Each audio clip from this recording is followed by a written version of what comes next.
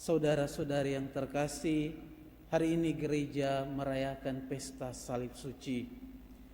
Salib, tanda salib adalah bagian yang sangat dekat kental dengan iman kita. Seluruh hidup kita ditandai dengan salib. Ketika kita dibaptis dalam tanda salib, dalam nama Bapa, Putra, dan Roh Kudus. Dan ketika kita mengakhiri persiaran hidup kita di dunia ini juga, kita mengakhiri membawanya dalam tanda salib. Sebagaimana dalam liturgi pemakaman, imam akan berkata, "Saudaraku yang terkasih, pergilah menghadap penciptamu dengan membawa tanda kemenangan Kristus, yakni tanda salib." Singkatnya, seluruh perjalanan hidup kita di dunia ini tidak terpisahkan dengan tanda salib, dengan salib Kristus sendiri.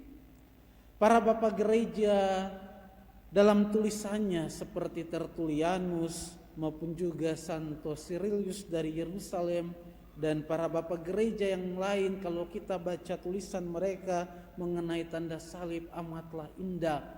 Mereka menulis bahwa hidup Kristiani tidak pernah terpisahkan dari salib. Ketika kami keluar dari rumah, ketika kami dalam perjalanan, ketika kami duduk, tidur, kami selalu menandai diri kami dengan tanda salib, dengan meterai iman kita. Kami tidak akan keluar dari rumah sebelum membuat tanda salib. Persisnya seluruh hidup Kristiani diwarnai dengan tanda salib. Salib menjadi sumber kehidupan, menjadi meterai iman kita. Maka itu kita ingat penulis Yohanes dalam suratnya, dalam kitab Wahyu mengingatkan bahwa mereka yang diselamatkan adalah mereka yang ditandai dengan meterai pada dahinya, dan tidak bukan adalah tanda salib sendiri yang menjadi tanda kemenangan kita. Maka gereja mengajak kita untuk senantiasa tidak malu-malu menandai seluruh hidup kita dengan tanda salib sebagai tanda kemenangan, sebagai meterai yang akan menyelamatkan kita. Seperti yang kita dengarkan, salib Kristus Yesus ditinggikan melalui salib sendiri. Maka kita senantiasa harus membuat tanda salib dalam hidup kita sebagai meterai, sebagai tanda keselamatan kita. Itu yang pertama yang hendak kita renungkan dalam pesta salib suci ini. Yang kedua yang kita renungkan juga bahwa salib adalah tanda kasih dan pengampunan. Dan pengampunan adalah wujud paripurna dari kasih itu sendiri. Kasih menjadi sempurna dalam pengampunan.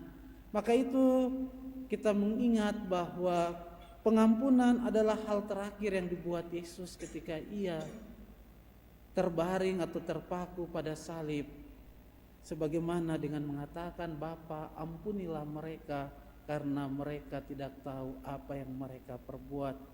Ada yang menarik adalah bahwa kata mengampuni dalam bahasa Ibrani itu nasa, dan nasa secara harafiah berarti memikul. Pengampunan adalah memikul apa yang sebenarnya menjadi hukuman dari orang lain, kita mengambilnya dan memikul. Dan itu adalah konteks atau pemahaman orang Ibrani tentang mengampuni.